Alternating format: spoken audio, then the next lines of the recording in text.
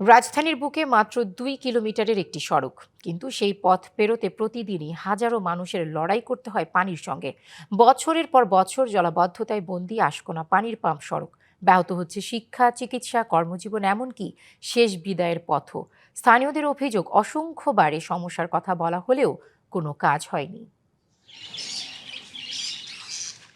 এটি একটি রাস্তা, কিন্তু এই রাস্তা মানুষকে গন্তব্যে পৌঁছে দেয় না, বরং প্রতিদিন নতুন দুর্ভোগের মুখোমুখি দাঁড় করিয়ে দেয়। রাজধানীর আশকোনা পানির পাম্প সড়ক মাত্র ২ কিলোমিটার ব্যবহার করেন ২০ থেকে ৩০ হাজার মানুষ। কিন্তু বছরের পর বছর এই সড়কের পরিচয় একটাই: হাঁটু সমান পানি, কাদা আর সীমাহীন দুর্ভোগ। বৃষ্টি হলে আতঙ্ক, আর বৃষ্টি না হলেও ফেরে না স্বস্তি। কারণ এই সড়কের ক্যালেন্ডারে যেন ১২ মাসই বর্ষাকাল।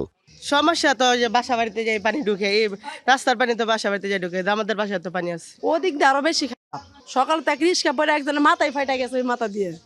জলাবদ্ধতায় থমকে যায় বহু মানুষের স্বাভাবিক জীবন। স্থানীয়দের অভিযোগ, বছরের পর বছর শুধু আশ্বাস মিলেছে, শুকনো রাস্তা আর মেলেনি।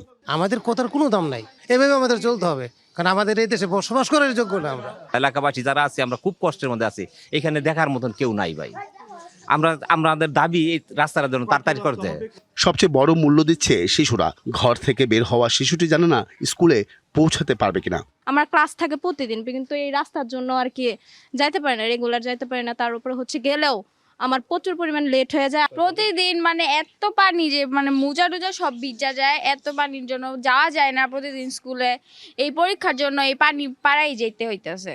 নগদ নিয়ে এলো হার না মানা হার অফার।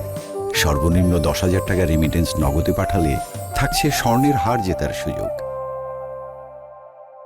মৃত মানুষের শেষ বিদায়ও কঠিন করে তোলে এই সড়ক। এটি নগর ব্যবস্থার ব্যর্থতা বলছেন বাসিন্দারা। যে বের করবেন, অ্যাম্বুলেন্স তো এখানে আসার মতো পরিস্থিতি নেই স্যার। ২০১৮ সাল থেকে আমরা দিচ্ছি আপনার সিটি কর্পোরেশনের ট্যাক্স। একটা মুমূর্ষু রোগী হসপিটালে নেওয়ার জন্য দেখা গেছে কোলে করে ২-৩ জনে হাতাহাতি করে কোলে করে নিয়ে রাস্তা পারাপার করে, ওদিক দিয়ে ওই কাওলা দিয়ে পরে বের হইতে হয়, এদিক দিয়ে পুরো রোডে বন্ধ। এমনও লোক আছে আমাদের রাস্তায় ভ্যান গাড়ির মধ্যে লোক মারা গেছে, এর চেয়ে দুঃখ আর হইতে পারে না। এরকম আপনার শত লোক আমাদের ভ্যান গাড়িতে রাস্তায় কোলের উপরে মারা গেছে। ডিবিসির ক্যামেরায় সড়কের এমন দশা দেখে দ্রুত সমাধানের আশ্বাস দেন ঢাকা উত্তর সিটির প্রশাসক। আমাদের যে কনস্ট্রাকশনের কাজগুলো চলছে সেটার জন্য কিছুটা পানি জমে, কারণ আমরা বাইপাস করে কাজ করতে হয়।